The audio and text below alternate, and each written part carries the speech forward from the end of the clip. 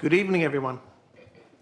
I have pleasure in opening the Ordinary Council meeting on the 22nd of October 2024 at 6:30 p.m.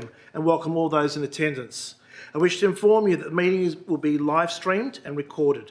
The video will appear on the Council's website and YouTube channel. The public gallery will not be recorded unless accidentally, and only a participant in the meeting, namely a person asking questions at public question time, will be live streamed and recorded. If you wish to ask a question at public question time, your voice and image will be recorded and live streamed.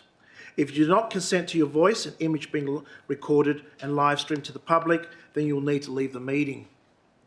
By staying at this meeting, you consent to your voice and image being live streamed and recorded.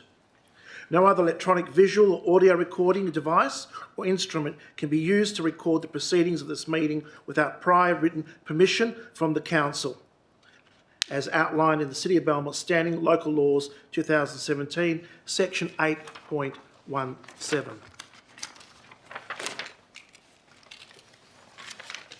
We now move to an important part of tonight, the swearing in of the new councillor. I now invite our distinguished guest, Mr. John Arthur JP, to please come forward to officiate the swearing in of the City of Belmont's new councillor for Central Ward.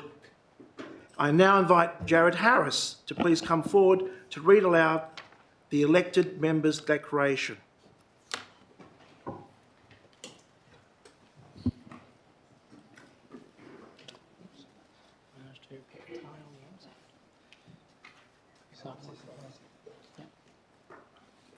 How on earth did I manage to screw that one up? Very good. Okay, so just go straight for it.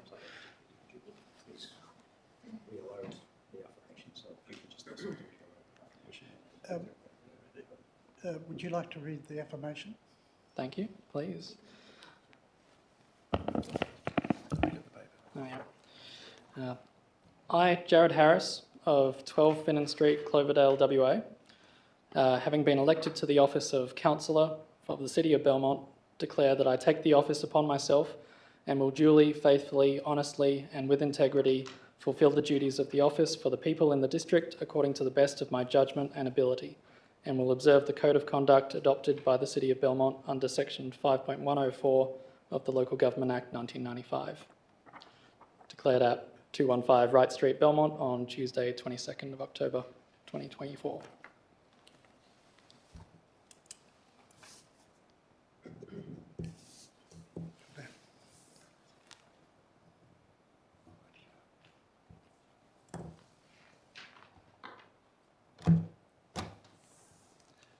Thank you very much.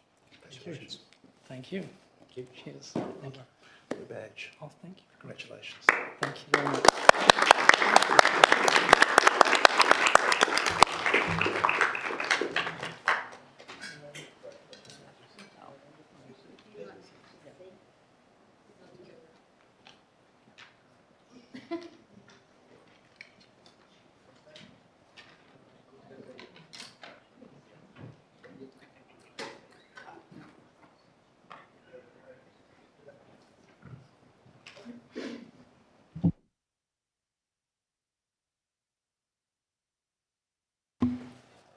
Councillor Harris, as Mayor, I welcome you to the City of Belmont and thank you for your commitment to serve the Council, the City of Belmont and its community. I look forward to serving with you. Welcome aboard. Acknowledgement of country. Before I begin, I would like to acknowledge the Whadjuk Noongar people as the traditional owners of this land and pay my respects to elders past, present and emerging. I further acknowledge their cultural heritage, beliefs, connection and relationship with this land, which continues today. Councillor Ryan, would you please read aloud the affirmation of civic duty and responsibility on behalf of elected members and officers present? Yes, thank you, Mr. Mayor. Good evening, everybody. I make this affirmation in good faith and declare that I will duly, faithfully, honestly and with integrity fulfil the duties of my office for all the people in the City of Belmont. According to the best of my judgment and ability, I will observe the City's Code of Conduct, standing orders to ensure that efficient, effective and orderly decisions making within this forum. Thank you. Thank you, Councillor Ryan. There are no apologies for this meeting, and I note Councillor Powell is currently on leave of absence. Will the Coordinator of Governance please advise of those declarations made to date, please? Financial interests first. Thank you, through the Mayor. I would like to announce that Mayor Rossi, Councillor Sessions, Councillor Sekula, Councillor Ryan and Councillor Davis have all declared a financial interest in item 12.2, the Adachi 2025 Citizens Delegation, and as required by section 5.693 of the Local Government Act, Mayor Rossi and Councillors Davis, Sessions, Sekula and Ryan have received approval from the Minister to fully participate in the discussion and decision-making in relation to agenda item 12.2. In addition, Mr John Christie has also declared a financial interest in item 12.2 as an Adachi 2025 citizen. As he is a travelling member of the Citizens Delegation, he has a direct financial interest as the City are paying for all his costs in association with travel, accommodation and meals.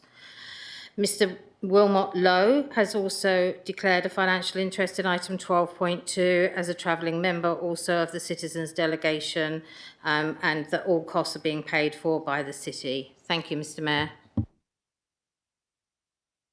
Are there any disclosure of interests affecting impartiality?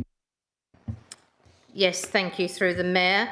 Councillor Kordjitsky has declared an impartiality interest in item 12.2 Adachi 2025 Citizens Delegation, as a number of the proposed delegates attending the delegation are known to him.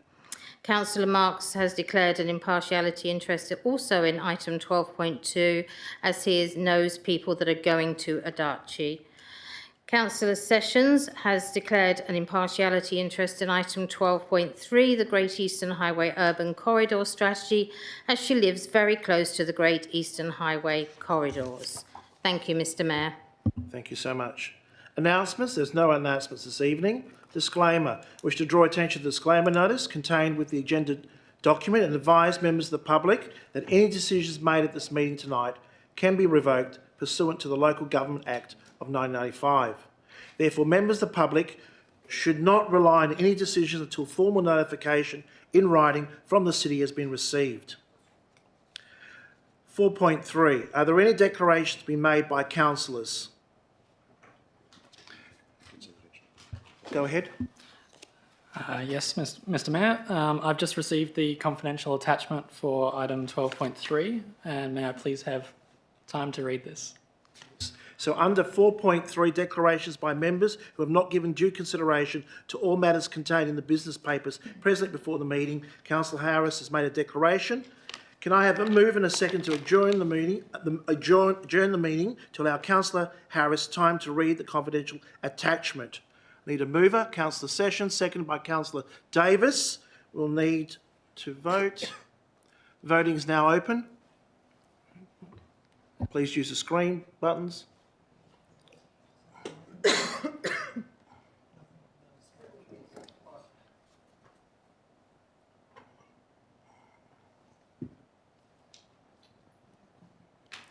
Got everybody?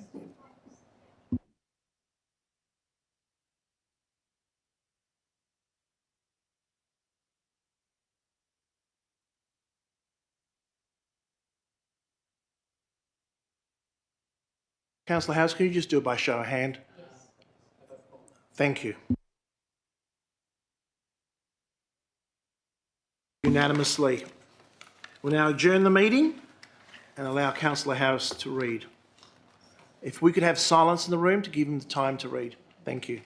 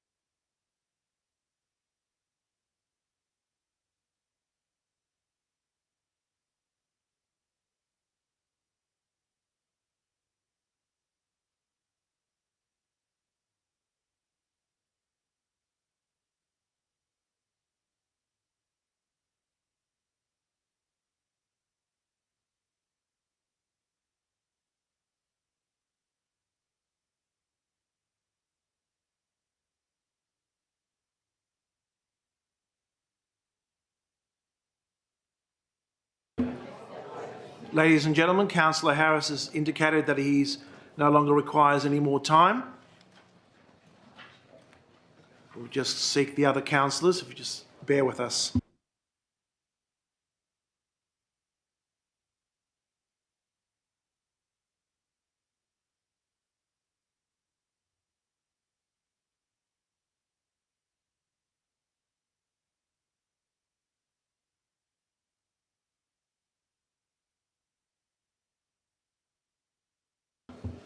I will now reopen the meeting and continue with the agenda.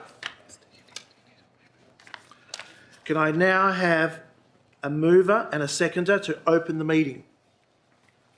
Moved by Councillor Davis, seconded by Councillor Sessions. We'll now vote. Voting is now open.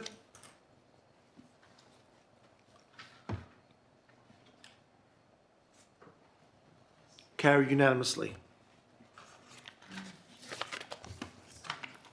We move now to public question time. Responses to questions taken on notice from the ordinary council meeting of 24th of September are noted in the agenda for Ms Hollands on behalf of Belmont Resident Ratepayers Action Group, Ms Hollands herself, Ms Cotton, Mr Harris, Mr Gibb, Mr Nibble, Mr Sedita, Mr Angel, Mr Cardoso on behalf of the Belmont East Ward Connect and Mr Russell. Question for members of the public. It is now 6:49 p.m. and I open public question time and draw attention of the public gallery to the rules of public question time as written in the public time form. In accordance with section 6.3 and 6.4 of Standing Orders Local Law 2017, members of the public are reminded they must extend due courtesy and respect to both councillors and employees. Please do not use inappropriate, objectable or untruthful expressions or expressions that reflect adversely on the character or actions of councillors or employees. If any expression is deemed inappropriate, you'll be directed to withdraw the expression and apologise. If you do not comply, I'll have to end your question. Lastly, I remind and caution everyone present at this meeting to refrain from making defamatory statements, especially if the proceedings are now live streamed. Under section 6.2 of the City's Standing Orders, Local Law 2017, members of the public can ask up to 2 questions and you have a maximum of 2 minutes per question for the question to be asked and answered. As presiding member tonight, I will allow up to 4 questions per person. Please note that sub-questions, being questions within questions, will be counted towards the total number of questions permitted. The question number and time limit is to allow fair and equal opportunity for everyone to ask their questions before the proceedings continue. I presently have 11 members of the public who have given prior notice to asking questions. These being Ms Lisa Hollands for Bragg, Ms Lisa Hollands herself, Mr Steve Walker, Penny Einstein, Nina Silencia, Martin Cardoso on behalf of Belmont East Ward Connect, Luigi Roslin, Andrew Gibb, Peter Crooks. When you please come up, please state your name and suburb only. Please remember that you have 2 minutes per question for the question to be asked and answered. While I'm here, are there any other members of the gallery wish to ask questions? There are none. We'll go straight to Ms Lisa Hollands for Bragg.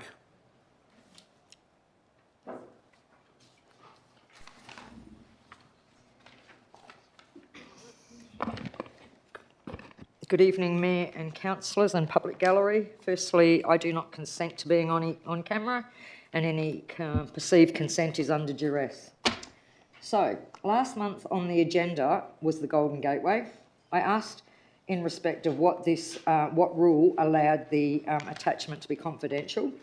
The written response was clause 5.232E3 of the Local Government Act 1995, which reads that the meeting may be closed or partially closed when 3, information about the business, professional, commercial or financial affairs of a person where the trade secret or information is held by or is about a person other than the local government. So my question, was there any documentation provided to council, given the item was supported, which actually proved that 20 stories would be needed? And if so, given that the new height suggested is more than double the original height, how will anyone be able to make any cost projection for the future, given that the housing climate keeps changing?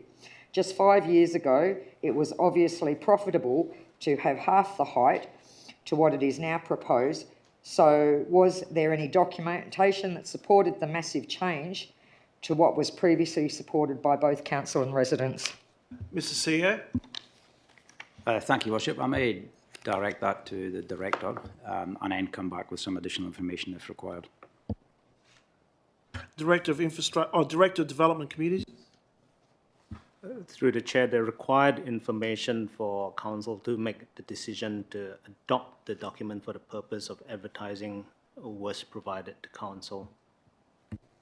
Next question, It's please. hard for me to hear. Perhaps Wilmot could turn his microphone up a little. Could the Director of Development Communities just repeat that, please? Maybe just see if the mic, that's it.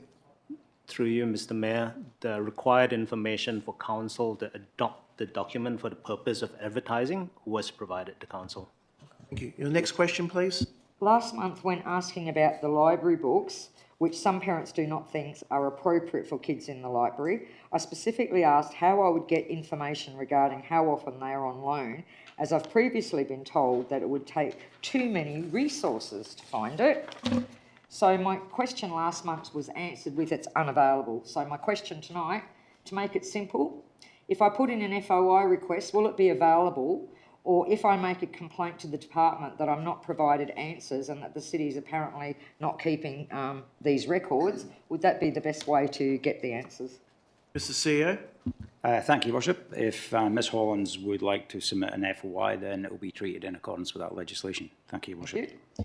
Question, please. Thank you. The third one, the breakdowns I asked for regarding the numbers of rate-exempt properties was as follows: 169 in total, with the breakdown being 117 residential, 38 commercial, 2 industrial, 11 educational and 1 fire station. The total of these exemptions amounted to $920,843. So my question, are the residential, commercial and industrial properties all occupied by not-for-profits? And if not, what is the other criteria that would allow the rate exemption? Mr CEO, can you answer that? I will partly answer it and then maybe hand across to the Director of Corporate and Governance if I don't completely answer it. But my response would be yes, all of those properties would be eligible for rate exemptions in accordance with the legislation. Which is not-for-profits? Director of Corporate and Governance, is anything else to add? I think the CEO's answered that very well. Next question, please. Well, that's it for the Bragg questions. Now your personal questions. Thank you very much. As a result of former councillor Vijay Tamak being convicted of indecent assault, the media publicity that followed and the lack of legislation that allowed either the council or the minister to remove him, and removal was only possible via resignation, has the CEO written to either Cassie Rowe or the minister asking for this legislation to be changed so offences of this nature can also result in dismissal if a person is convicted? If you haven't done so, why hasn't it happened and when will it be happening? I'll take that as one question, but you really dealt with 3 parts there. Well, there was Mr. 2 CEO. parts actually. Thank you, Worship. We're currently in the process of drafting a letter to the Minister. Okay, thank you. Question, please. I have previously asked about the live streaming of council meetings and those asking questions being on camera. Specifically, I've asked what section of the regulations say that a resident must be on camera. I keep being told that this has been answered before and I do not believe it has been. It's up to the Mayor, not the CEO or acting CEO, to determine if a question has been asked and answered before, and a breach of 34D might come into play if it's not the Mayor. So my question, making it simple, could you please answer that question under section 610A of the standing orders, so I can know where to find this answer, please? Mr. CEO. Thank you, Worship. As we've explained a number of times to Ms Hollins, you're participating in the meeting and there's a requirement for the meeting to be live streamed. So the legislation is pretty clear as far as we're concerned. You're participating in this meeting and the meeting needs to be live streamed. The Thank you, meeting, Worship. it does not specifically say, and that's why I'm Third asking question, for. please. Third question. I'm not getting an answer, Mr Mayor. I specifically No, asked sorry, we can't argue, but the CEO, do you have anything else to add, or you've answered the question? Thank you, Worship. No, I've nothing to add. We've provided this response a number of times. Ms Hollins and anyone participating in public question time is participating in the meeting and the meeting has to be live streamed. Thank you, Worship. Question, please. Again, Thank it you. hasn't answered the question, so I'll get on to the department. The third one, Janet G did put in to do questions tonight and she asked me to do them. Clearly, Mr Mayor, you've chosen not to allow Janet's questions. I gave some photos out. I don't know if they were passed around. Can I clarify that, please, in front of the gallery, that on the back of public question time form, it states Rule F, when a member of the public submitting a question is not physically present at the meeting, the question will not be treated as an item of correspondence and will not be answered in the normal course of business. The question and response will not be recorded in the minutes. So we have to be fair. Well, Mr Mayor, are you No, aware? no, sorry, we're not arguing. So ask your third So question. you're in please. breach of the standing orders because they're not the standing orders, I understand. Okay. So my question is, given there's been another accident yesterday and that amounts to 4 accidents on the corner of Abernethy and Gabriel since 16th of August, one of which resulted in the brick wall being taken out, when will we be likely to get the bollards in stalls, as there's a huge risk of someone being killed if they are walking on the footpath when there's a car comes off the road? Director of Development and Communities. Yeah, we've instructed. Infrastructure. Oh, sorry. Sorry, through you, Mayor Rossi. We've instructed the installation of the bollards. We need to liaise with Water Corp as they have water main in the route of the bollards. And your last question, thank you. Where does it say in the standing orders that directly affected does not include affected as a result of cost to a policy or an item that you want to address council on, please? And that one specifically for you, Mr Mayor, because you are the presiding member. I'll take that on notice, thank you. You can't answer that? I'll take that on notice, thank you. Next, thank you very much. We now move to Mr Steve Walker. Is he here? Thank you. Thank you, Mayor Rossi. Steve Walker Bentley. Question 1. How many City of Belmont staff live beyond the boundaries of City of Belmont area and use public transit to commute to their workplace? Director of Infrastructure Services. Through you, Mayor Rossi, I do not have those statistics at hand, so I'd take that part on notice, but our latest data does show that 9.6% of people who work in the City of Belmont take public transport. Next question, please. Is the bus transit limitations of the current Transperth services not being fully understood by organisational City of Belmont due to the fact that many decision-making staff use car travel rather than bus travel to get to from City of Belmont? Director of Infrastructure Services. Through you again, Mayor Rossi. So with regards to limitations or perhaps perceived limitations to the current Transperth services, we currently have a community consultation process ongoing for our sustainable transport plan. There are a number of questions in that survey regarding the use of public transport within the city.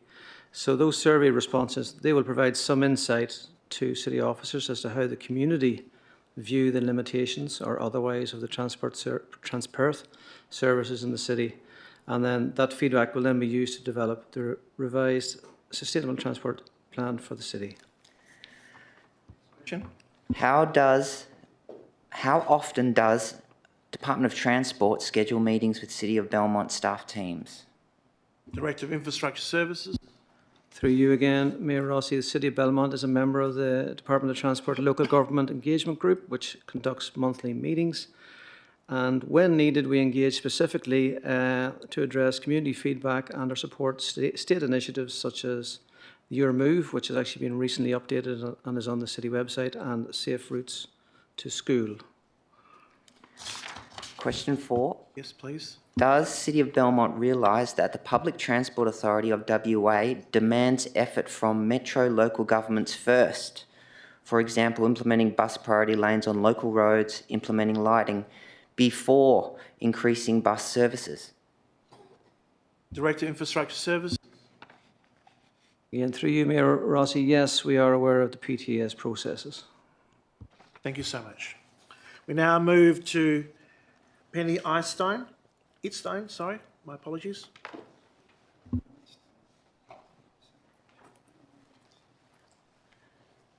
Thanks, Mayor and councillors, for allowing us to come and ask questions again tonight. This question relates to the draft Golden Gateway local structure plan.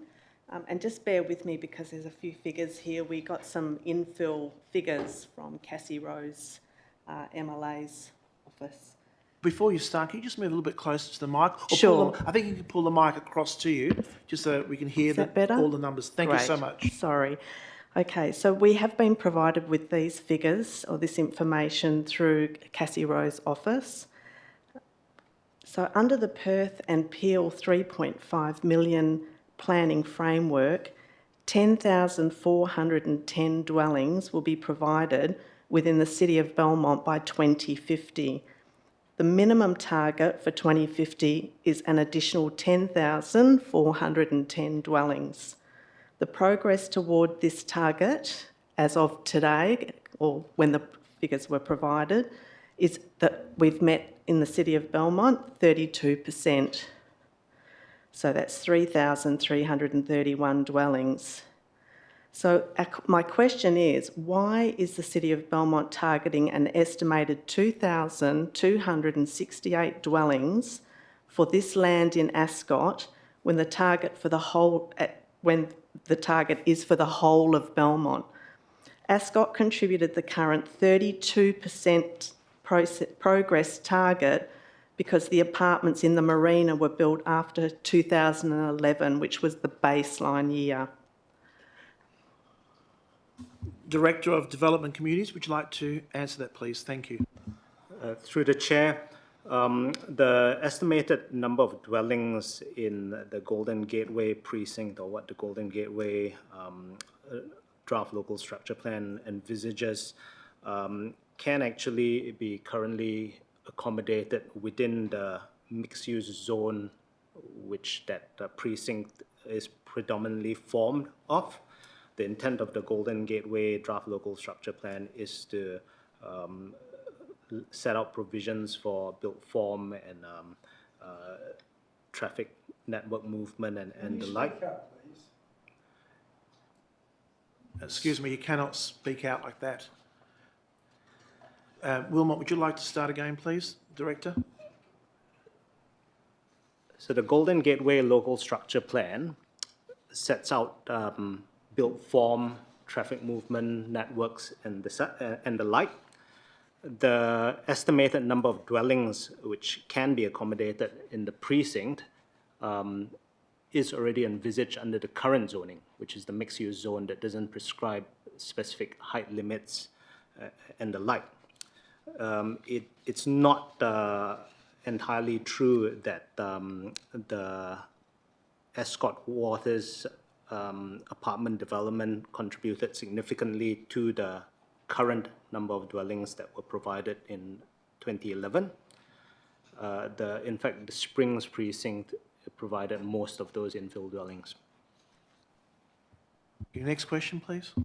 So does the City of Belmont have a vested interest in the overdevelopment of this precinct because it owns lots 1 and 5 of Resolution Drive next to Hungry Jack's?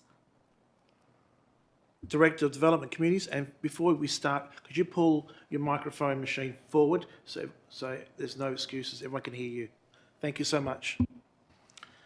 Through the chair, no, the city does not have a vested interest, as I mentioned in my previous response, that the land is already capable of development with no specified height limits under the mixed-use zone. Next question, please. Thank you. So again, this relates to the draft Golden Gateway Local Structure Plan. A total of 1.5186 hectares of open space is required to be provided by livable neighbourhoods. The Golden Gateway Plan proposes 0.0525 hectares approximately of local public open space to be provided due to the closure of Daly Street. The plan considers this is acceptable for a mixed-use precinct when 10% is the standard for residential areas. What is the basis of the city's assumption that 0.0525 hectares could represent an acceptable amount of public space?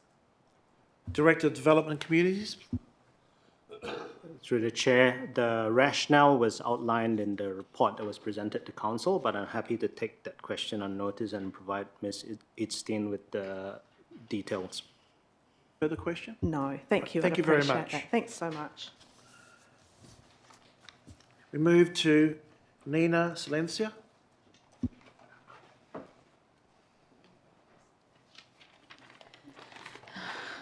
Good evening, Mayor, Councillors, City Officers and members of the gallery. My name is Nina Silenza and I live on Lyle Street in Redcliffe. I have 4 questions. This is my first one. Can the City publish the average total traffic volume for both directions on Stanton Road between 3:30am and 6:30am from the current October traffic count? Director of Infrastructure Services. Through you, Mayor Rossi, yes, we can. Okay. Question 2.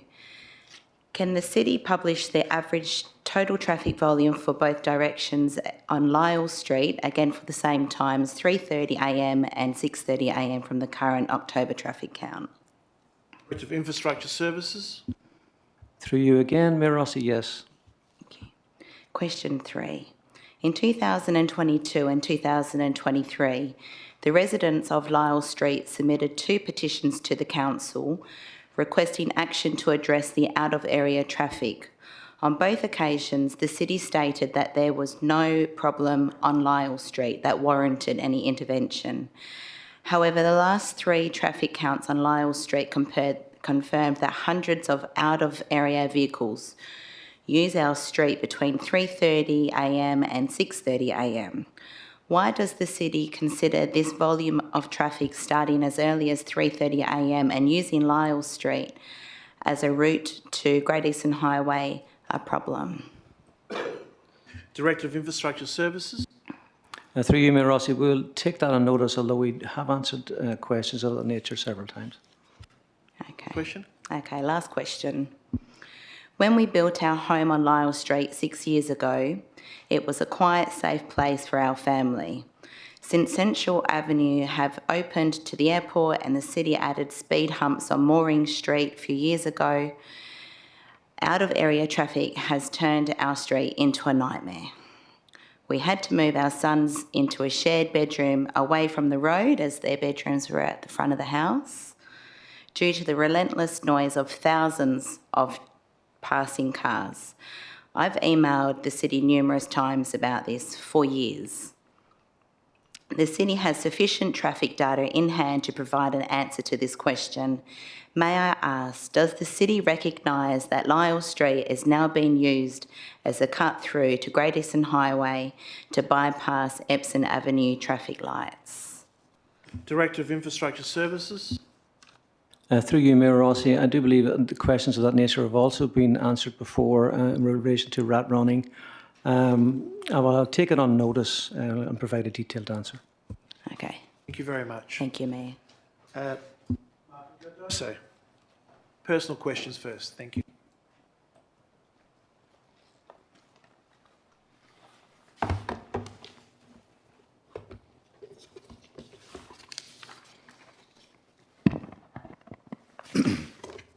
Good evening, Mayor, councillors, city officers and fellow residents. Martin Cardozo from Redcliffe. 4 questions, circa 2 minutes in total, including a short preamble necessary for context.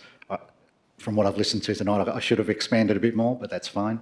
Question 1, The city's live streaming policy covers the live streaming of proceedings in this chamber for council meetings, including but not limited to ordinary council meetings, special council meetings and any other council meetings as determined by the council. The phrases "but not limited to" and "any other council meeting as determined by council" are key components reflecting the policy's flexibility, an attribute that is a credit to the governance team. For clarification, does the council, under the current live streaming policy, have the discretionary authority to direct the city to live stream any meeting, including the agenda briefing forums? Mr. CEO. Thank you, Worship. I don't believe that policy does allow for the live streaming of agenda briefing forums. The legislation was pretty clear. Council meetings and committee meetings, soon to be, will be open to the public. Thank you, Your Worship. Second question, please. Thank you. Sure. Question 2. While the community understands that decisions are not made at agenda briefing forums, submissions and deputations, both for and against officer recommendations, are presented. For instance, submissions and deputations on the Golden Gateway structure plan should be part of the public record. It's not about the outcome, it's about the transparency of the process, and that's why all of our neighbouring councils live stream their agenda briefing forums. Given the technology exists in this chamber, can council clarify what barriers prevent live streaming the agenda briefing forum? Mr. CEO. Thank you. We're guided by the council policy on that matter, but I'll just point out that the agenda briefing forum, anything that is presented here, does form part of the public record. Thank you, Your Worship.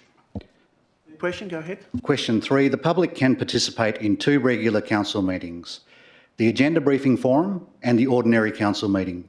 These 2 meetings provide key opportunities for the community to engage with the council. Given the significant investment of ratepayer funds in live streaming infrastructure, the community reasonably expects that it should be utilised more than once a month. All of our neighbouring councils can afford to live stream twice a month. Can the community ask, is there a financial reason preventing the live streaming of the agenda briefing forums? Mr. CEO. Thank you, Worship. The short answer is no. There's no financial reasons why. The policy is quite clear on what is live streamed, and if council chose to amend that policy, that would be something that they would need to consider at a future date.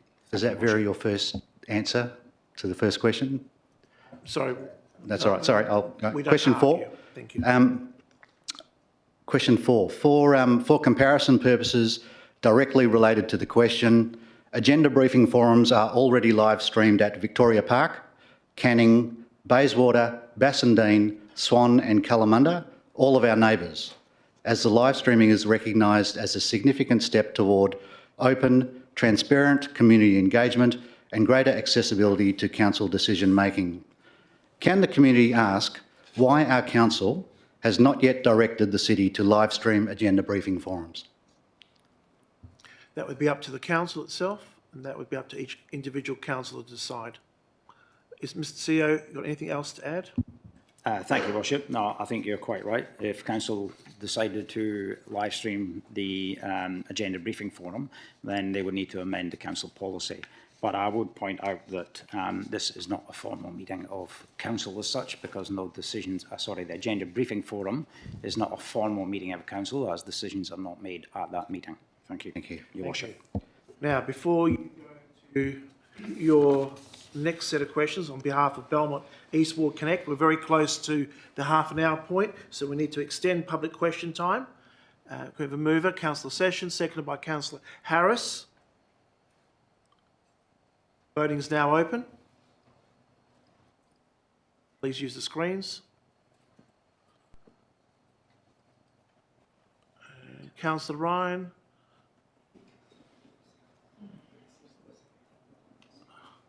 Councillor Ryan, I need you to vote. You just raise your hand if you support it. There we go. Carried unanimously. Thank you. Please go ahead. Thank you, Mr Mayor.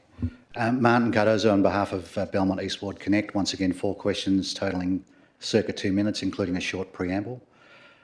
Question 1, this is a question pertaining to governance protocol and council directions. In the Stanton Road project, Council directed the City to present findings on traffic calming options back to Council to facilitate change. The City presented the findings to Council in a closed information forum that had the unintended consequences of bypassing any community input. The reasonable expectation is that findings sought at a public forum should come back to Council in a public forum. If the findings are sensitive, then they are treated accordingly. So the question, how is it technically permissible from a governance perspective for the City to unilaterally decide to present findings sought by Council resolution back to Council via an information forum gathering where no minutes are kept? Director of Corporate and Governance. Thank you, Mr Mayor. I'm happy to take that question on notice. CEO can answer part of it. Yeah, thank you, Worship. I'm happy for the Director to take it on notice and provide a more comprehensive response. But in reality, officers here implemented the Council resolution from that meeting, which I believe was back in 2022. And so the officers implemented the actual resolution of Council in accordance with, obviously, that resolution. Okay. Next question. Question 2. As local residents, we often consider the roads we use to access places like Belmont Forum, schools and parks as distributor roads. However, under the Main Roads WA road hierarchy system, not many roads in our community are formally designated as local distributor roads. Could the City please publish a list of the local distributor roads for each of the 4 wards, including their start and end points? A map showing these roads in each ward would be ideal, but if that's not possible, a detailed list of these roads and their boundaries would assist the community. Mr CEO. Yes, thank you, Worship. I'm happy to provide that list. Thank you. Question. Question 3.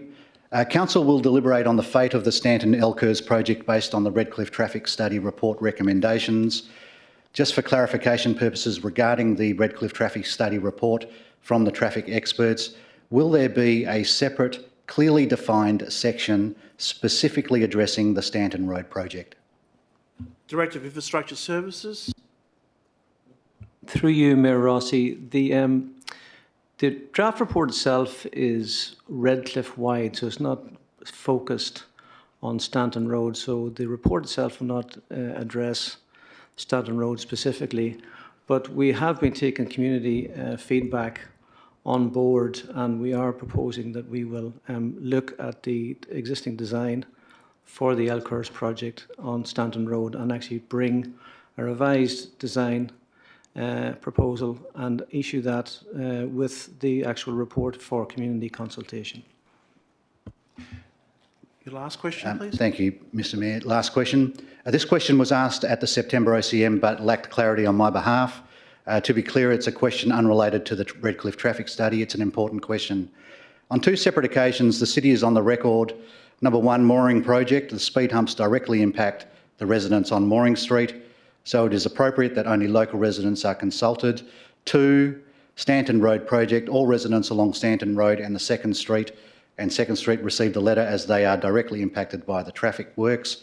The City's position that traffic calming measures only affect the street that they are installed on does not align with OST roads and or the Main Roads WA guidelines. Can the City explain why it firmly holds this position? To be clear, the question is, why does the City hold the repeated view that traffic calming measures only affect the road that they are being installed on? Director of Infrastructure Services. Through you, Mayor Rossi, I'll take that on notice because there's a couple of elements of that question I would actually need to check. Thank you. Thank you. We now move to Luigi Roslin.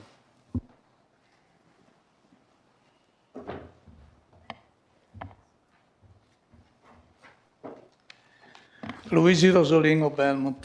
Good evening, everyone. I sent 2 emails recently, one today, 2 in number 3, regarding the issue of the library. I sent to you, Mayor, and to the City of Belmont. On the library, I visited tonight, just before coming here. There are many books for children. In my view, they are offensive to normal people with a normal view. Also not that for children. So on the first mile scene, as you know, regarding a court decision, Supreme Court decision, claiming the people, the minister for and the bureaucrat pass a book and is found by the court as not supposed to be declassified for children or even adult, as a pedophile, supply pedophile image, and other thing. On the court, in taking the note also, the judge write down the classification of and the grave effect as far as possible to follow principle. This is the law in Australia. Adults shall not be able to read, hear, see any play, what they want. Minors shall be protected from material likely to harm or disturb them. C. Everyone shall be protected from exposure to unsolicited material. And what is your question, please? Okay, defined offensive. I need your question, please. Okay, the question is, I invited for a reply in 8 days ago, send a mail. What is the position of the council in regard? Is any book coming out under this law, as the court rule on this book, can be the same thing for other books exposing our library to the children especially, and they're coming under the same thing. Now, the ruling was very clear. Well, you've asked 3 questions there. So what action the council want to do in regard? What will the council do, you're saying? All right, Mr. CEO. Thank you, Worship. I think it's important that I point out that intellectual freedom and access to information is a fundamental pillar of democracy, and public libraries are committed to providing access to information for all. With regard to the specific case that Mr. Rosalind is referring to, the recent federal court case considered the procedures and processes of the Federal Classification Review Board in relation to a particular book. Our understanding of the case is the federal court determined that the review board did not take into account all the submissions made when the review board made its decision regarding the classification of the book. And so the federal court ordered the review board to go back and reconsider their decision, this time taking into account all the submissions made. This case deals with the specific facts of the matter before the federal court. The city's position is that this case has no current or direct bearing on the books in the Ruth Faulkner Library. And in relation to the collection at Ruth Faulkner Library, the city will be guided by the advice of and follow the directives provided by the state government through the State Library Board. Thank you, Worship.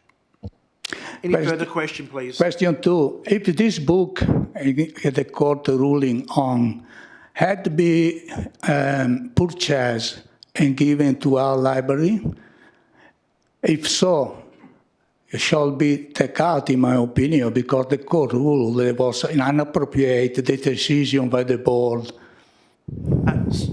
You have to understand that is your opinion. No, not my opinion, it's the court opinion. That's not the court say to... Sorry.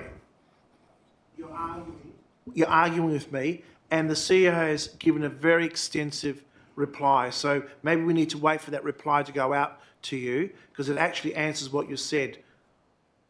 Okay, I understand what you say. Okay, thank you, Mayor. I'll ask the CEO to read that out again. That might help everyone understand. Mr. CEO, could you read that out again, please? Thank you so much. Thank you, Worship. As I've stated, intellectual freedom and access to information is a fundamental pillar of democracy. And public libraries are committed to providing access to information for all. With regard to the recent case, the recent federal court case considered the procedures and processes of the Federal Classification Review Board in relation to a particular book.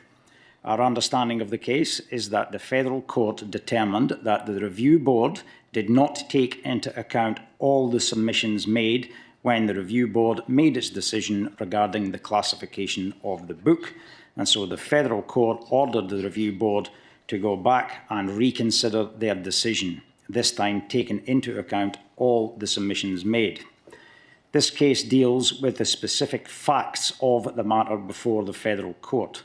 The City's position is that this case has no current or direct bearing on the books in the Ruth Faulkner Library. In relation to the collection at the Ruth Faulkner Library, the City will be guided by the advice of and follow the directives provided by the State Government through the State Library Board. Thank you, Your Worship. Thank you, Mayor. Thank you, CEO. Second question. Third question. No, I only make one question. You want to argue with that too? It was the same thing anyway. Okay, up to you. Question? I sent an email today, just this afternoon. I hope you will read soon and the answer, because what is your say, the decision made by the court is implementing the bureau, the one determine if a book is for children or adult or for no one, will be ratified. Yes, it's correct. But my question was on the first question, what the council is deciding in case all the book regarding this matter they are in the library is not the only type of book regarding the children I suppose. And the code or the law is very, as I read before, is very specific. A book that takes offense to normal people for morality or other reason, it shall not be there because the majority is against that. So it's not valid what you say. Everybody is welcome in because a minority not involved. It's not the right to impose to the majority. And your question is? Okay, the question is, regarding the email sent today, I will ask the council to make a decision, and the email is this. A council in Queensland make a petition, the council, I think, asking the CEO, the council bureaucrat, to have a review the book out in the library, a list of what they are, etc., etc. I sent the email, you got the information there, please add on. And that is for the councillor too. And the last... So that'll be up to the councillors to decide if they wish to do that. But I can tell you, as you heard the CEO said, we are governed by by the state government and their relevant department that deals with libraries. Right, your final question, please. Sorry, I contradicted you for some mail. I'm sorry, I apologize. Please read the email sent this afternoon after you make the decision. Another question is regarding something else. In the past, I asked a question regarding how much money be retained for the construction, from the builder for the construction of the library, the hubs. Now, the CEO replied to me, some money be retained, but at that time, I was not giving the amount. Now, tonight coming up on your budget amendment, include where is let me find reallocation of Belmont Hub major defect rectification fund from reserve for construction 346,000. Now, is that the money was retained for fixing the problem in case of poor construction? Is that money was retained from the builder, and that money will the builder fix? I know they've been working from there. There's still more problem. We'll get a response, but again, you've asked two questions in there. So no, there's two questions. There's a sub-question. But I'll ask the CEO for your last question. Mr. CEO, can you answer that? Thank you, Worship. I may defer either to the Director of Infrastructure or the Director of Finance, or should I say Corporate and Governance. I'm not sure if that amount that you're quoting from the agenda is the actual total amount of retained funds, but I can assure you if we have retained funds as a result of underperformance of the contractor, then those funds can be used to rectify any defects, and those would be deducted from that amount. But I'll hand on to the Director of Infrastructure, who had his hand up, who can probably provide more information than I can. Director of Infrastructure Service, can you add something? Thank you. Through you, Mayor Rossi, the $350,000 is to fund the construction of a new cover entry to the car park because it floods whenever we have heavy rains. That's not been funded from the retention monies to the builder because that was not a defect of the build. Thank you very much. Next is Andrew Gibb.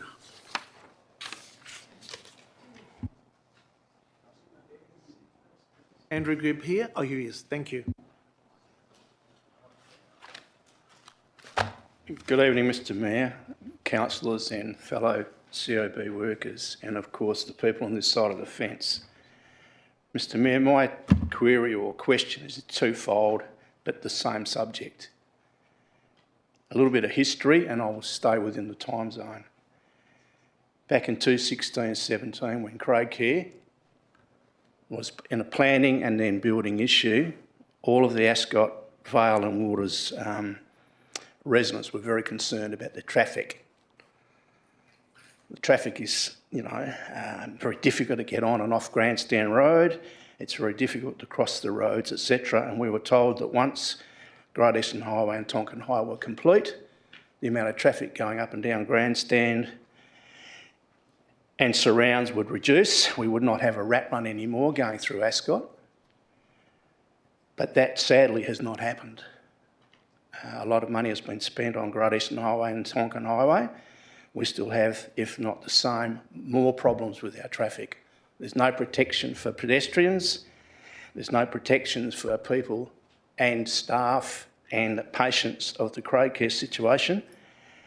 And my question is have we got somewhere in a plan to address the 3 points I've raised in my first question, please? Thank you. I'll direct that to Director of Infrastructure Services, and he's referring to, Mr Gibb is referring to pedestrians, visitors and workers of Craig Care and residents and visitors entering and exiting the streets and driveways of Ascot. Yeah, through you, Mayor Rossi, I'll take this question on notice. Thank you. Question? I expect this second part will be taken on notice too. Again, referring back to Craig Care and Tonkin Highway, etc., everyone in Ascot, Waters and Vale was starting to feel a little bit more comfortable because we thought things were going to start to happen. Indeed, they haven't. I've raised on behalf of the residents, when we've had meetings, 3 very important points, because when the Golden Gate situation starts to commence, wherever and whenever it may be, all of these problems are going to compound. We're going to have a huge problem with our traffic and indeed things like crime, etc. That's all going to increase because it's been increasing at an alarming rate in the last 2 years in Ascot, Vale and Waters. So I've asked the 3 points could be considered, please, on behalf of us, the residents. Is it appropriate to bring everything down to a 40k zone within Ascot Waters and Ascot Vale? Okay. Second, is it appropriate to put in speed humps and chicanes, the same as, for instance, in Hardy Road? That would stop a lot of the rat running, we believe, and reduce the speed of the traffic. And the other important thing is because all of us are getting a lot older and we're finding it difficult to get across roads, there's no pedestrian whatsoever protection on Grandstand Road for the bus stops or anywhere on Ascot Vale and Ascot Waters at either end of Pittman Park. Is that again in the plan of the future, please? Director of Infrastructure Services, are you able to answer that second question, or are you going to take it on notice, please? Through you, Mayor Rossi, we'll take that one on notice as well. Thank you very much, Mr. Thank you very much.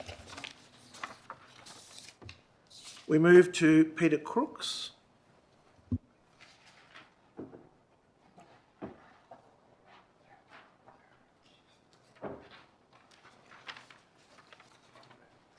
Thank you, Mr Mayor.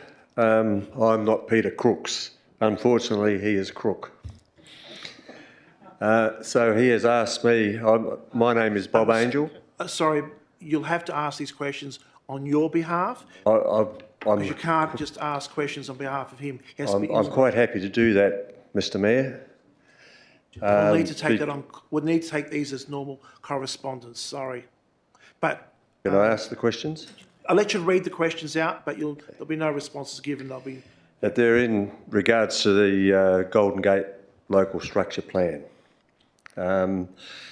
The residents of Ascot Waters, Ascot Vale, and I feel the Belgravia area are quite concerned about what's going to happen.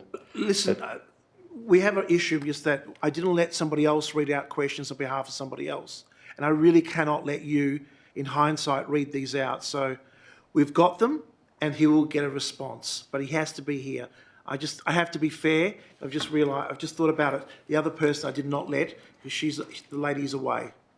Okay. But he will get a response. I do promise you that. Thank you.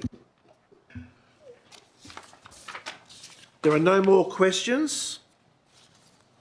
I now close question time at 7:39 p.m.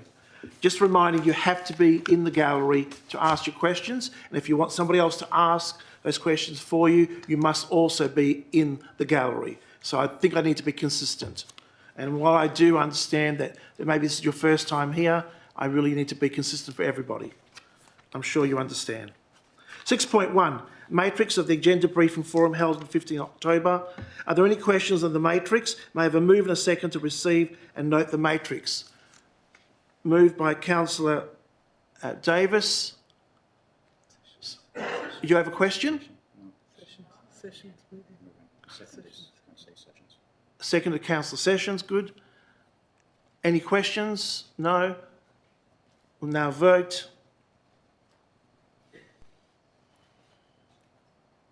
Carried unanimously. Ordinary Council meeting held the 24th of September. Are there any questions on the minutes? There is an amended officer recommendation for this item as per memo to elected members dated 21st of October. The amended officer recommendation will be shown on the screen. There it is. That the minutes of the ordinary council meeting held on 24th of September 2024 are as amended and circulated to all elected members be confirmed as true and accurate record. Have a move and a seconder, moved by Councillor Kulczycki, seconded by Councillor Sakula. We'll now vote. Please use the buttons on the screen. Councillor Ryan. No, it's working now. Thank you. Carried unanimously.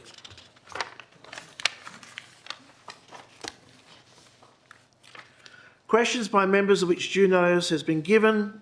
There are none. Questions by members without notice.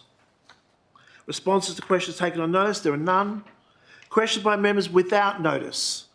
8.2. Councillor Sessions. Thank you, Mr Mayor. I've actually got a question for the Director of Infrastructure Services. Ask that through me. Thank you. Just make sure you can hear okay. Can we please get an update on the traffic study findings for the Abernethy intersection with Fulham, Gabriel, Keane, Scott and Kew, please? Director of Infrastructure Services. Yeah, through you, Mayor Rossi, we have received the draft report and draft recommendations for the Abernethy Roads traffic study. That's been issued to Main Roads for comment. We will be presenting the findings to elected members at an information forum on the 12th of November, subsequent to which we will issue the report for community consultation circa mid-November. Thank you. Does that answer your question? Fantastic. We move to point 9. New business of an urgent nature approved by the presiding member or by decision.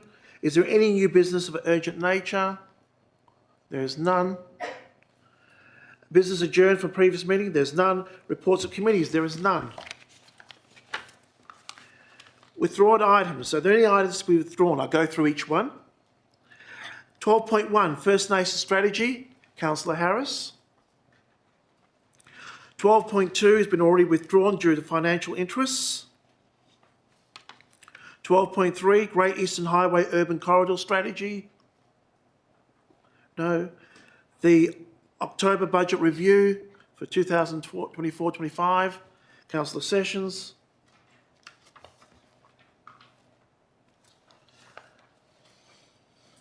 The WALGA Advocacy Positions for the local government elections, Councillor Gujitsky.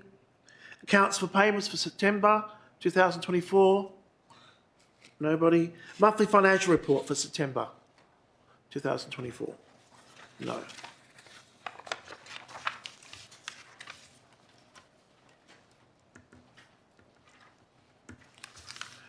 May I have a move and a second to adopt the balance of the reports en bloc with an absolute majority decision, with the exception of items 12.1, 12.2, 12.4, 12.5. Need a mover, Councillor Sessions, second Councillor Sakula. We'll now wait for voting to open. Voting is now open. Please use the buttons on your screen.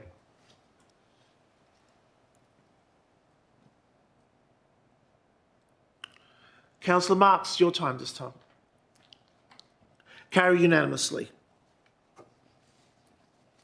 For those people present in the gallery, please note that those items that have not been withdrawn have now been adopted by Council. You're welcome to stay and observe the remainder of tonight's proceedings, or you may wish to leave when convenient. As outlined previously, please do not rely on any Council decision until formal notification has been received in writing. Thank you. We move to 12.1, moved by Councillor Harris. I need a seconder. Councillor Sessions. I'll just give the gallery time for those who wish to leave. Thank you for coming tonight.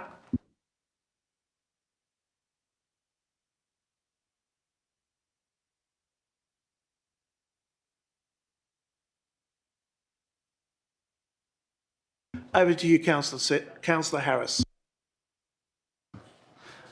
Thank you, Mayor Rossi. I'd like to move the item as written, but I do have a couple of questions. Sorry, will you repeat that, please?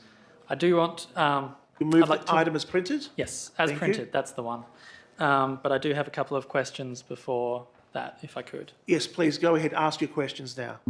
First question would be, when will this strategy be up for its first review? I can't find a date in the document or in the corporate business plan. Director of Development and Communities? Through the chair, the nominal review timeframe is 4 years. Next question. And what performance measures will we use to know if the strategy has been successful when it is reviewed? Director of Development and Communities? Through the chair, the implementation plan sets out actions to achieve, and the updates are recorded in the corporate business plan reporting. Any further questions? The remainder of my questions have already been answered in the text, so thank you. Thank you very much. You're now the mover. Do you wish to speak on it? No, thank you. Thank you. Move to the seconder. Do you wish to speak on it? No. Any other councillor wish to speak on it? No. Go back to the mover. Councillor Harris? Nothing more to add. Thank you. We'll now go to a vote. Voting is now open. Please use the buttons on your microphone screen. Voting is now carried.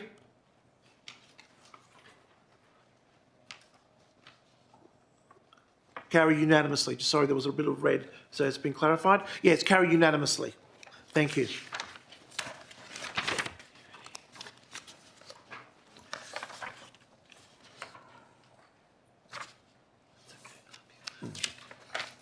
We now move to 12.2, the Adachi 2025 Citizens Delegation. Before we proceed with item 12.2, I wish to state that I have declared a financial interest in this item, and as required by section 5.693 of the Local Government Act 1995, I have received approval from the Minister to fully participate in discussion and decision-making in relation to this agenda item. Thank you, Mayor Rossi. I have a financial interest in agenda item 12.2 as required by section 5.693 of the Local Government Act. I have received approval from the Minister to fully participate in discussion and decision-making in relation to this item 12.2. Thank you, Mayor Rossi. I have a financial interest in agenda item 12.2. As required by section 5.69 subsection 3 of the Local Government Act, I have received approval from the Minister to fully participate in discussion and decision-making in relation to this item 12.2.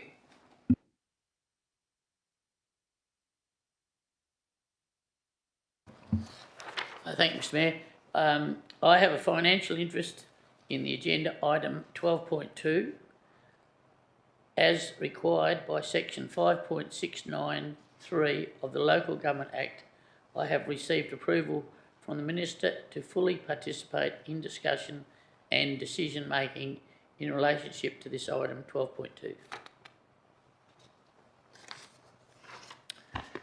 Thank you, Your Worship. I wish to state that I have a financial interest in agenda item 12.2, and as required by section 5.69 subsection 3 of the Local Government Act, I have received approval from the Minister to fully take part in discussion and decision-making in relation to this item 12.2. Thank you, Your Worship. Thank you very much. Councillor Harris, you are our newest councillor. Would you like to participate in the citizens' delegation? Yes, please, Mayor Rossi. I request that Council consider allowing me to attend the Adachi 2025 Citizens Delegation. Thank you. Mr Lowe, would you please confirm whether Mr Harris can participate in the delegation? Yes, Mr Mayor, I can confirm that there is capacity to allow Mr. Councillor Harris's participation in the delegation. We'll now show the amended office recommendation on the screen. And while we're doing that, could someone please open the doors? Because this is not a closed session. It was only closed to reduce the noise outside. I don't want anyone to think we've closed the doors. I'll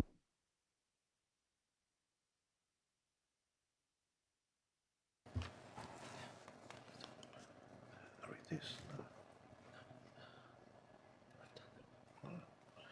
Mr Harris, Councillor Harris, there is capacity for you to participate and a motion is before us which includes you in the delegation.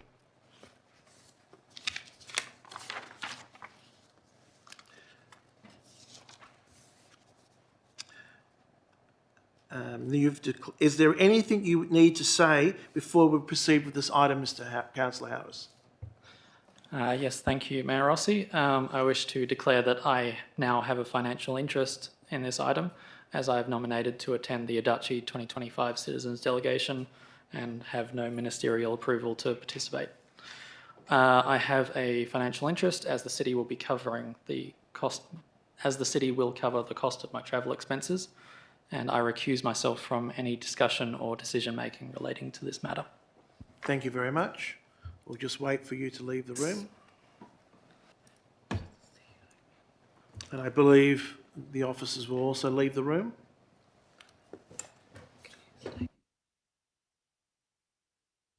The Chief Executive Officer and the Director of Development Communities have each stated that they have a financial interest and have left the chamber. Now, we have the amended motion in front of us. Are there any questions on the amended motion?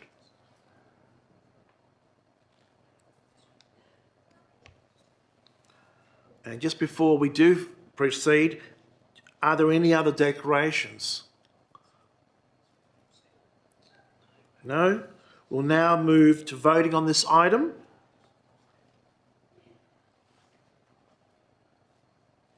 Voting is now open. Please use the button on your screen.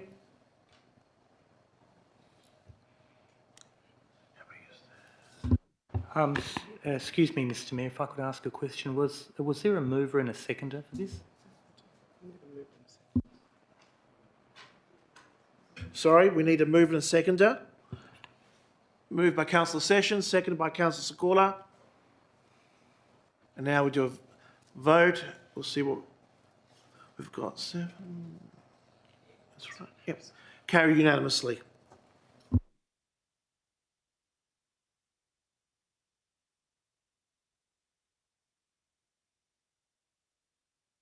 Invite Councillor Harris, Chief Executive Officer, Director of Development Communities, back into the meeting.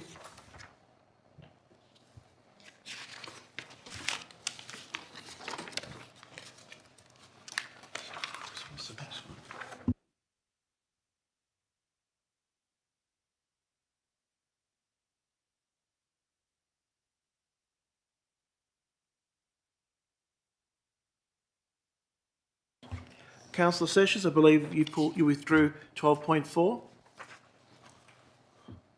I need a seconder. Councillor Kulczycki. Over to you, Councillor Sessions. Thanks, Mr Mayor. I still want to move as printed, but I just wanted to pass on thanks to the officers for the inclusion of the consulting fees for Rivervale open space. That's a big one for me and several residents, so thank you. Councillor Kulczycki. Thank you, Mayor Rossi. I agree with the sentiments put forward by Councillor Sessions. It is noteworthy that there is an undersupply of public open space in Rivervale, and this study will guide Council in finding a solution to improve the livability and environmental attributes of this locality. Anybody else wishes to speak on it? Any other councillor? Not. We'll go back to Councillor Sessions. No further comments, Mr Mayor. To a vote. We just wait for the... Voting is now open. Please use the buttons on your screen.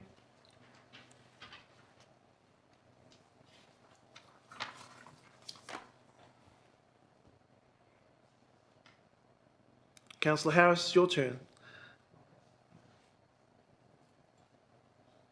Carry unanimously. Thank you.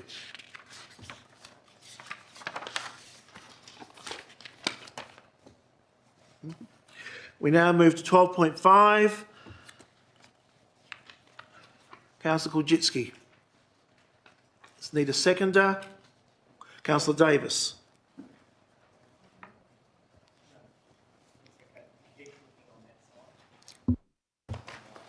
Over to you. Thank you, Mayor Rossi. I'm proposing an alternative councillor motion which has been circulated amongst elected members. So specifically, this amended councillor motion makes change to Part 1 and Part 3 of our advocacy position. Part 1, the amendment being that local government elections are compulsory, and for Part 3 that it reads the method of election being either first past the post or full preferential voting. And just briefly, the city does expend considerable financial sums on undertaking local government elections, and it's important that in order to find quality candidates, that the whole population of eligible electors are consulted with that.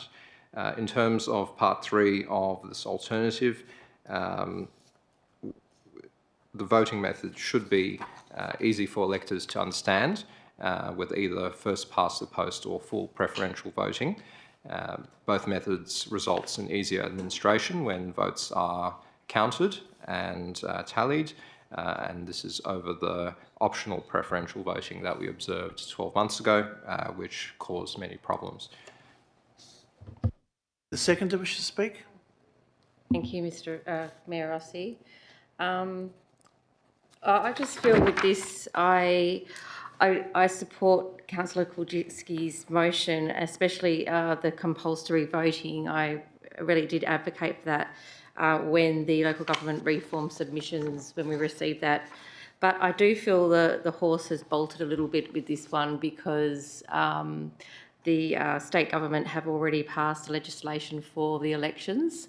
So, okay, there's no harm in us putting WALGA, advocating on our behalf, but I really, I really regret that the state government didn't take compulsory voting on board.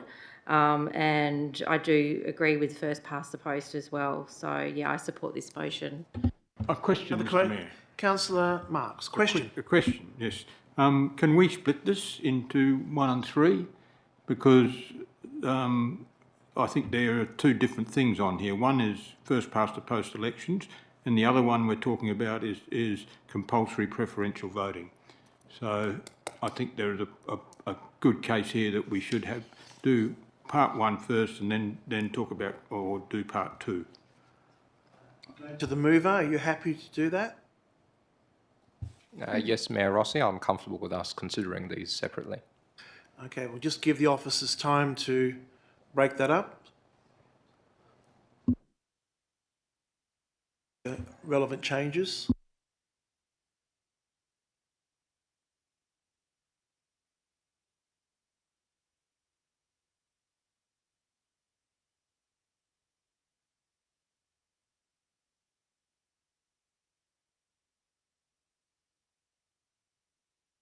So, Marks, can you state again what you want to see, so they understand? Sorry. The advocacy positions are to do with participation to start with in 1, which is is the sector continues to support voluntary voting at local government election, or B, the sector supports compulsory voting. And so it's one or the other there. I'm quite happy with that.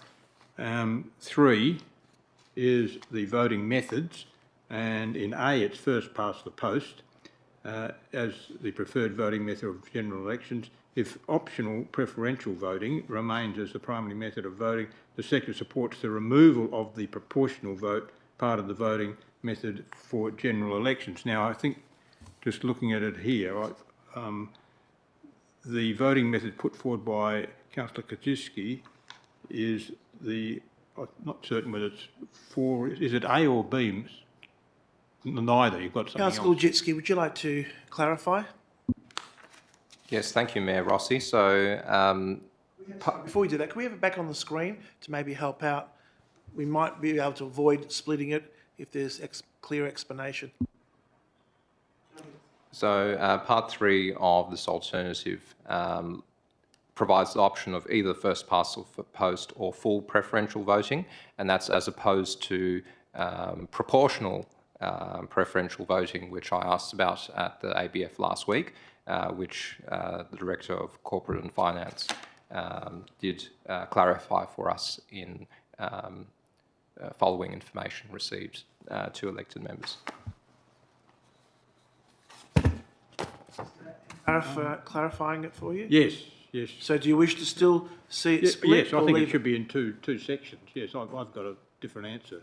My ideas are different to what these two are. Okay. And I don't want to vote for both in one section. All right, Councillor Harris, what do you wish to add?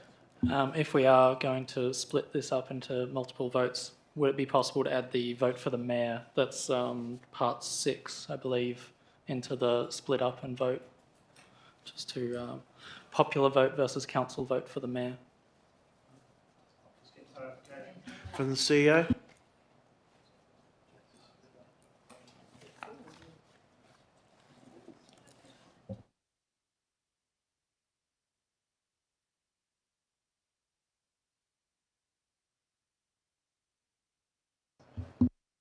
What we might do is vote on each one individually, might resolve everything.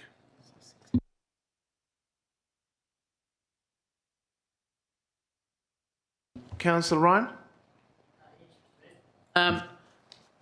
As far as I'm concerned, they're two different things, and if I was to vote, you vote first past the post. Not interested in the other two. Yes. So we're going to go through each one.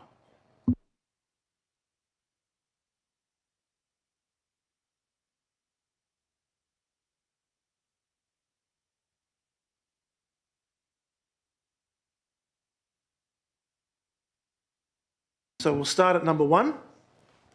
Participation. Council support advocacy position B, being compulsory voting at local government elections. Now, we need a mover and a second for each one of these. Councillor Kulczycki, seconded by Councillor Davis. Do you wish to speak on it, or just let us, or just want to vote? Councillor Davis, do you wish to speak on it? Yep, go ahead.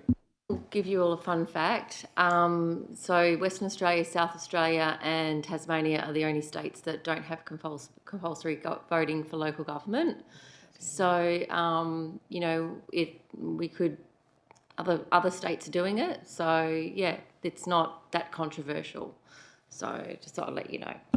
Anybody else wish to speak on it? Yes, go ahead. Look, I don't agree with compulsory voting at this point. The fact of the matter is that in most elections in this state, there is only really 10 to 20% of the public who have any idea what's going on. In local government, it's probably about 10%. What you are suggesting in federal and state elections is that basically people vote for a party, which is either generally the Liberal or Labor Party, with the Greens, of course, there now, and anyone else who's got a party, other little parties, but they vote for a party. There is no such thing, I hope, in local government at the moment. So unless you want to bring it in, and I note the states you said, WA, South Australia and Tasmania, they are the ones that haven't got this outright political situation involved in local government. In New South Wales, Victoria and Queensland, it is outright politics. It's just an extension of state government. Over here, the idea is that we are actually working strictly on behalf of the general public, and it is up to us to act as individuals and to reach our own. In other words, we're a more pure form of government than what the others are. I can understand that they want us to do it because they get in some terrible messes with what they do. I can remember when in New South Wales, where we used to deal very well with Botany Bay. It has now been stripped of all powers, and the government stripped them because that they were acting so politically and in such a manner as to be detrimental to the public. So I wouldn't go ahead with that one. Councillor Sekula, you had your hand up. Yes, thank you, Your Worship. I'd like to speak in favour of the motion. Look, I mean, Councillor Davis talks about a fun fact.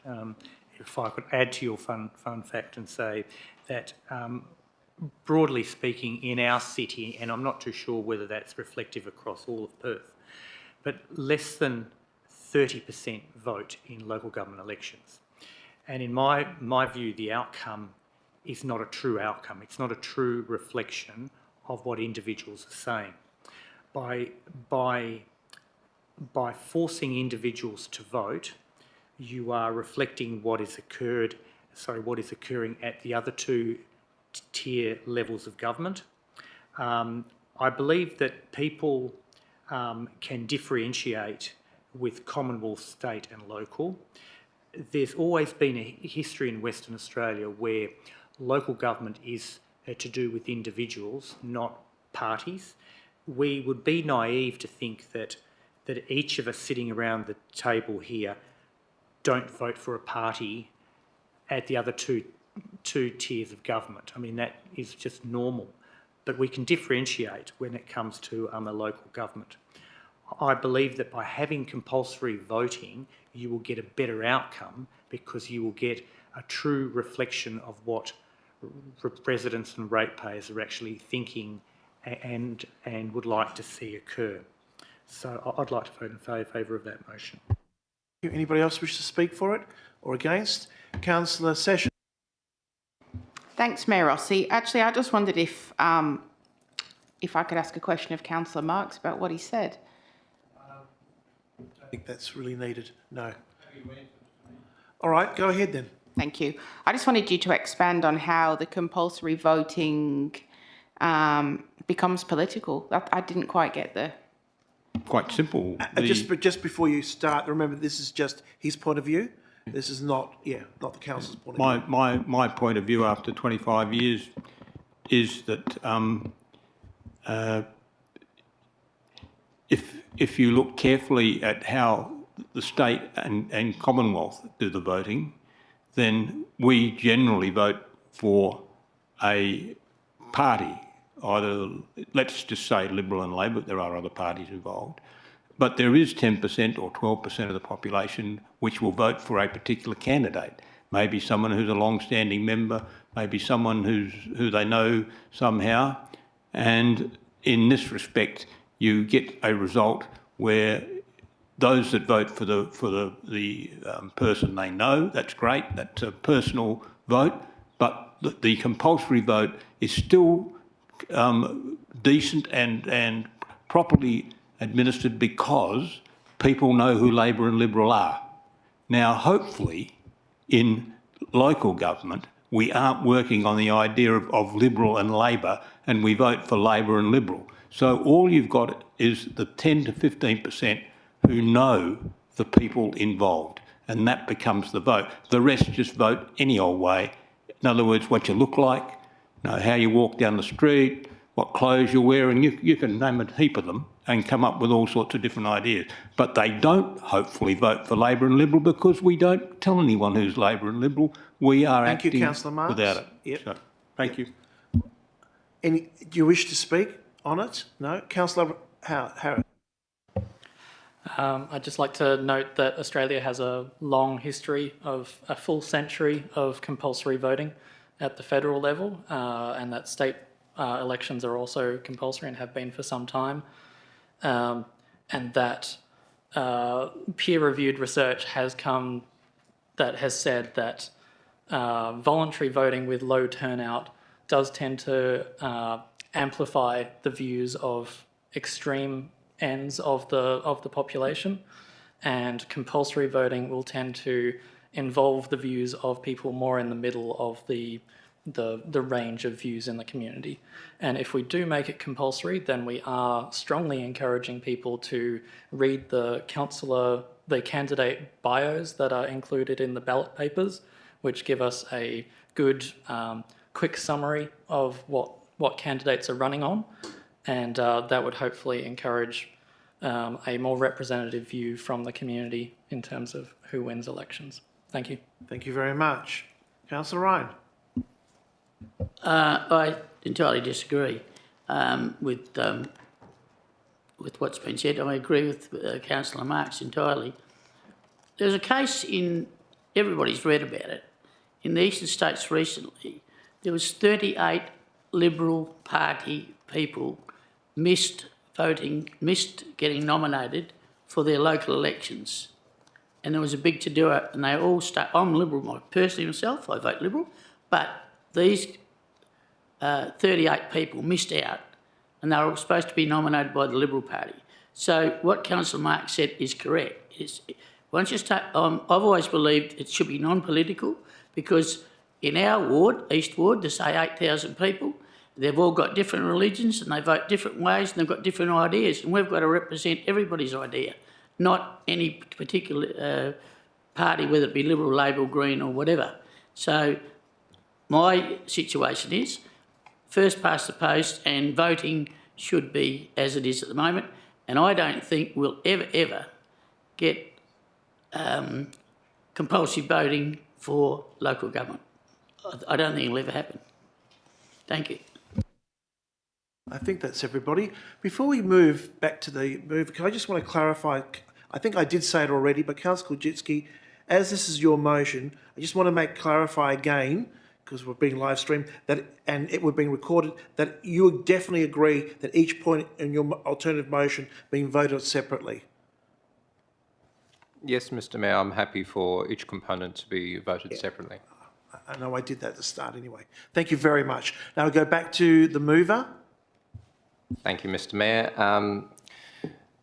It's very interesting, the commentary that's ensued amongst elected members for this first part of the motion. I certainly believe that compulsory voting at local government elections is of value, as it puts the importance on quality candidate selection in support of good local governance. I disagree with the notion that this would make local government overly political. The discussion in relation to political parties I don't think is relevant. local government should be apolitical, as we are essentially acting as directors on behalf of the community who elect us to represent their views in a board-like manner. Thank you very much. The motion is in front of you that we accept B being compulsory voting at local government elections. Voting is now open.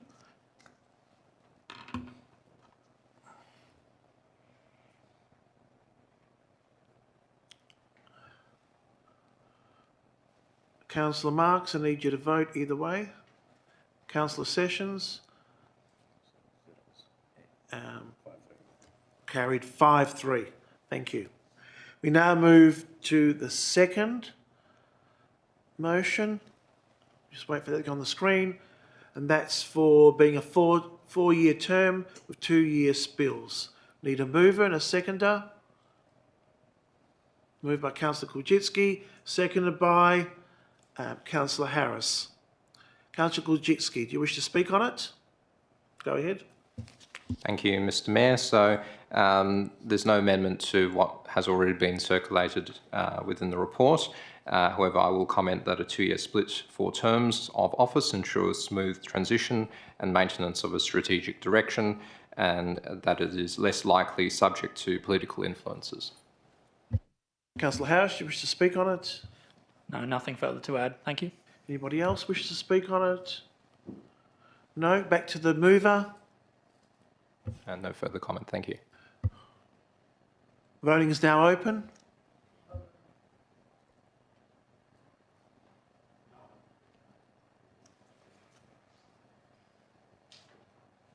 Still waiting for Councillor Ryan? Either way. Thank you. Carry unanimously.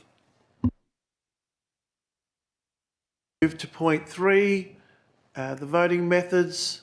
First past the post or full preferential voting being the preferred voting method for general elections. We need a mover and seconder. Mover Councillor Kulczycki. Seconded by Councillor Davis. Councillor Kulczycki. Thank you, Mr. Mayor. So I'm moving that Council supports either a method of first past the post or full preferential voting, being the preferred method of elections being undertaken. And the reasons for this is that we need to have voting methods that are easy to understand for electors, and both methods provide this. Both methods ensure easier administration when the votes are counted and tallied over optional preferential voting, and we saw the shortcomings of that methodology last year. Councillor Davis, seconder. No comment. Anybody else wish to speak on it? Councillor Ryan. With all due respect to Councillor Lizinski, they're two different things. He can either talk about one or the other, not both. If we're going to vote on first past the post or we're going to vote on the other, they're two different things. That is your view, and it's up to Councillor Kulczycki if he wishes to split it or not, but that would be up to him. Councillor Marks? Look, I agree with Councillor Ryan on this occasion. Not very often that happens. No, it doesn't. No, surprisingly. I think it's either first past the post, or if you want to do preferential, you do preferential, or if you want to do one of the others, you do one of the others.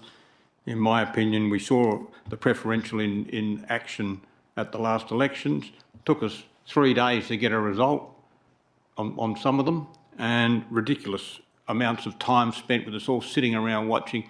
When you go first past the post, there's no mucking around, you get a result immediately, and you're not fiddle-farting around. And I don't want to put us to the point where we go through that again, and it's just ridiculous. I'll just get some information from the Director of Corporate and Governance. Thank you, Mr. Mayor. Look, the original item put to Council is about optional preferential voting, which is what we had experienced at the 23 elections. Councillor Harris's motion, or Councillor Kulczycki's motion, is to go for first past the post or full preferential voting, which gets us, which would be very similar to the state government legislative assembly voting process, and it will get us around getting rid of the optional preferential voting, which caused us the problem in the first place in last October's election. Anybody else? Councillor Harris. I'd just like to note that the main issues that we saw in the October elections last year were due to the Electoral Commission's teething issues in their computer system, failing to allow us to continue the vote, and so we spent a lot of time waiting around for that to work. And also that first past the post is a method of voting that when you've got many candidates, like for example if there were 6 candidates, it's entirely possible for a candidate to win an election with, say, 20% of the vote while being actively opposed by the other 80%, whereas the preferential voting requires that the winner of the election be someone who is at least preferred above the alternatives by at least 50% of the population, of the voters. And for that reason, I think it gives greater legitimacy to the results of the elections. Thank you. Anyone else wishes to speak on it? You've just spoken on it, Councillor Ryan, sorry. No, sorry. You can ask a question, but no, you've already spoken. Sorry. Anybody else wish to speak on it? Who's not spoken on? You want to ask a question? Fantastic, go ahead.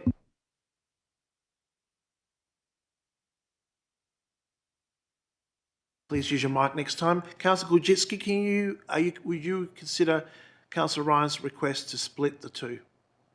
So there can be 2 votes. One question, Mr. Mayor. Procedurally, can we split this on top of the split that we've already agreed upon? I don't think that is something. I'll seek advice. I also don't think so. Councillor, we'll just go to. I'll ask the governance officer.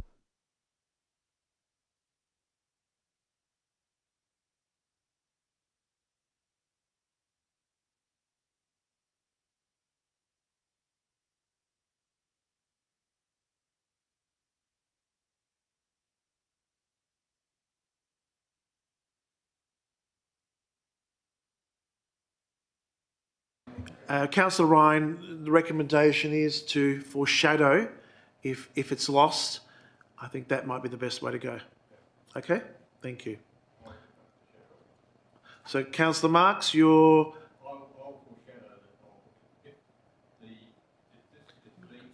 Microphone, please.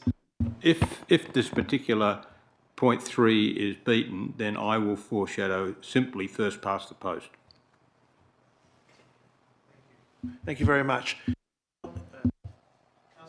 I think you've spoken. Do you wish to speak? No. Councillor Sessions, I don't think you've spoken. No. Get back to the mover. Thank you, Mr. Mayor. Before we do proceed, I would like to foreshadow, in response to Councillor Marx's request that if that foreshadowed motion is lost, that we consider full preferential voting as an alternative. So, at the moment, we're voting for first past the post or full preferential voting as being the preferred voting method or methods for general elections. So that's what we're voting for now, before we move to, firstly, Councillor Marx, if this is lost. Voting is now open.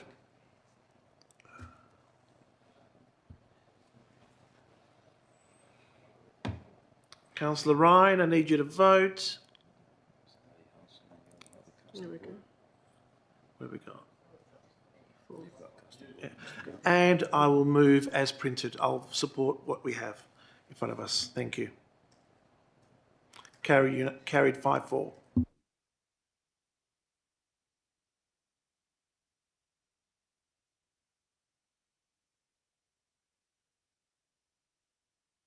To internal elections, first past the post as the preferred voting method for all internal elections. Need a mover. Councillor Gurjitsky was first. Councillor Sessions, you're the seconder. Councillor Gurjitsky. Thank you, Mayor Rossi.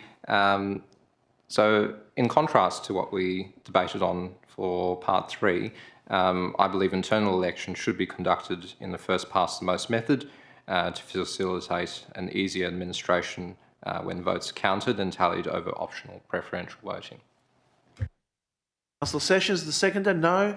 Anybody else wish to speak on it? No. Oh, Councillor Ryan? Are we now voting for first past the post? Yes. Just that? Okay, fair enough. For internal. It's on the screen there. Yep. Councillor Ryan. And nobody else wishes to speak? You don't wish to speak on it, Councillor Ryan? No? Okay. Okay. Move back to the mover. No further comments. Thank you, Mr. Thank Mayor. you. Voting is now open. Please use the buttons on your screen. Carried unanimously.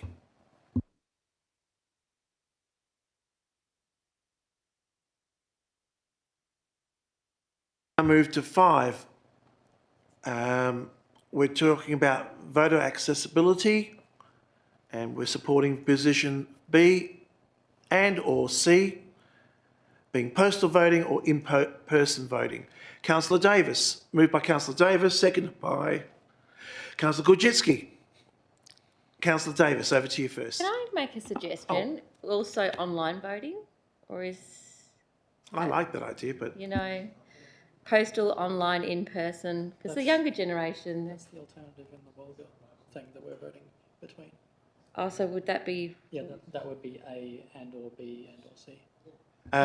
But it's, Councillor Davis, it's not there available. You'd have to foreshadow that if you wish to include that. Can I foreshadow that? Okay, thank you. All right. I'll have it. All right. But you're moving at the moment, this one here?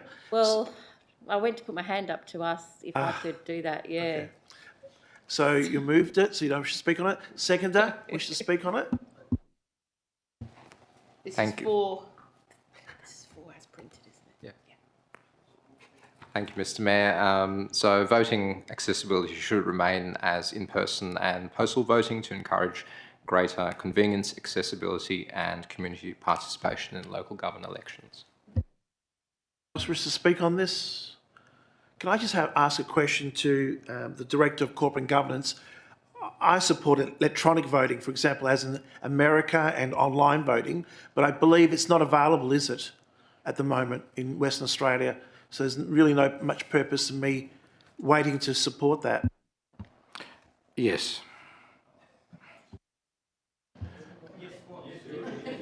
Yes, it's not available. It's not available in Western Australia at the present time. Back to the mover, Councillor Davis. Well, I don't really want to move this because I would prefer to... You raised your hand, sorry. Oh, okay, but I can still vote no. Yeah, of course you can. Yes. Okay. Yeah. All right. Can I get some support on this one? If you don't wish to speak on this, we'll now vote. Voting is now open. Please use the buttons on your screen.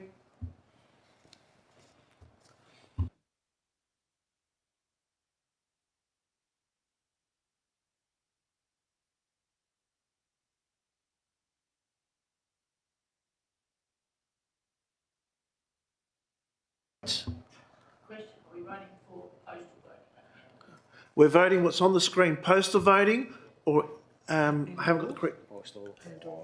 Or in person. It's number 5 on the screen. Carried 6-2. Thank you.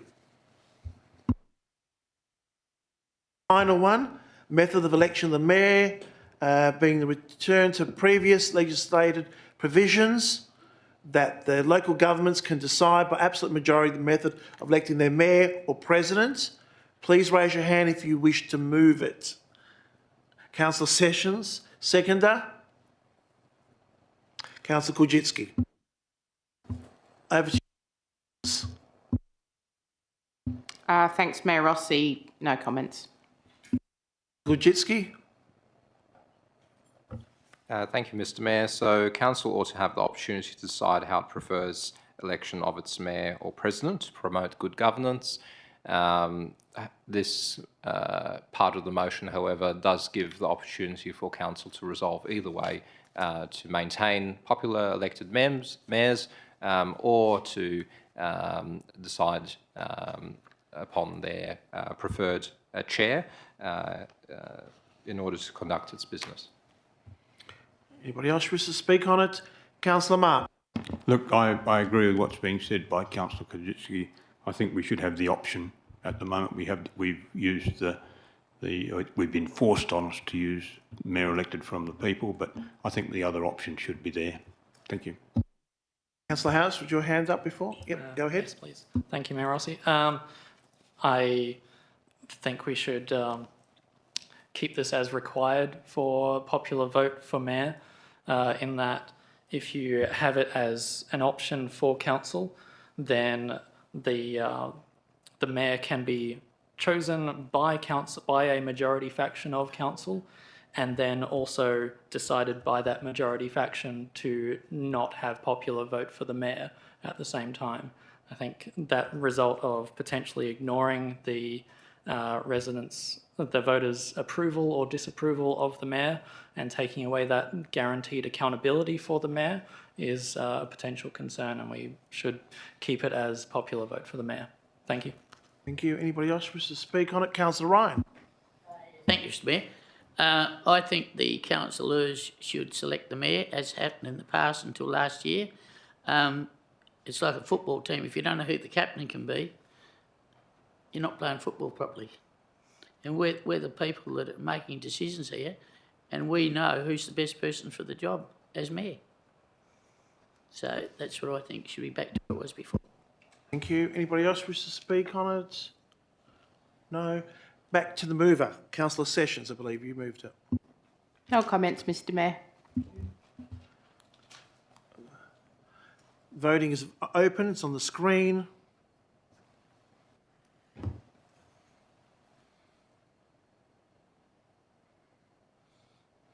I need Councillor Ryan, Councillor Sakula to vote.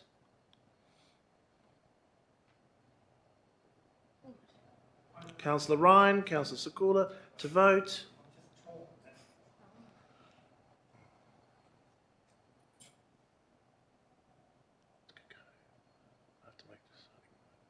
Let's bring it even. Yeah. And back to the mayor for a decision. I vote against it. Thank you. Lost 5-4. And so the alternative there, yeah. And what do we vote on now? We vote on going home. At some point, yes. You're not having that much fun? I think the rest has gone on block. But don't we need to now decide what does go in that spot? For We now move to reports by the Chief Executive Officer, requests for leave of absence. There are none, I believe. Notice of motion, there are none. Matters of which the meeting may be closed, there are none. We now close, being no further business to conduct. I thank all those in attendance tonight and close the meeting at 8:31. Sorry, what have I missed? Sorry, Mr Mayor. Going back to item 12.5 of the agenda, we haven't had a resolution for the alternative councillor motion. So we voted in favour of the two amendments, and then we voted against part 6. So there hasn't been a resolution to the entire motion. I'll just get a clarification.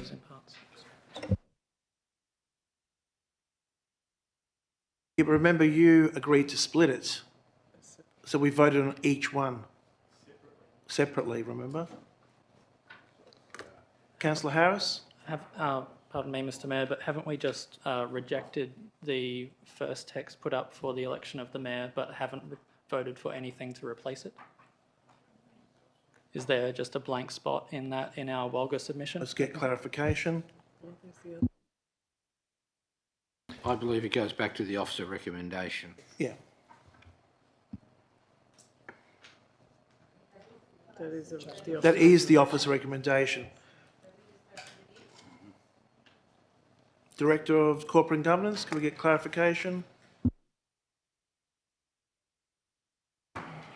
Or I'm happy to foreshadow a motion to put in popular vote. Thank you, Mr Mayor. If that's the case, then there's no recommendation going forward on that item back to WALGA. Blank, it just means it's not included in what we're writing, that's all.